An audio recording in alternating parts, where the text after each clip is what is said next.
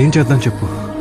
నువ్వు కట్టిన తాళి నువ్వే విప్పి. కలిసే ఉందామనుకున్నా కలలను కంటూ కూర్చున్నా నిజమయ్యే క్షణం ఎదురయ్యేసరికి ఇంతగా మారాలా? నీలోనే జీవిస్తున్నా నీతో జీవితం అనుకున్నా బదులుగా మిగిలిన బాధల భారం మోస్తూ బతకాల. ఇరుగురు కన్నా ఈ కలలో చెరి ఒకరైనా ఈ కథలో నేర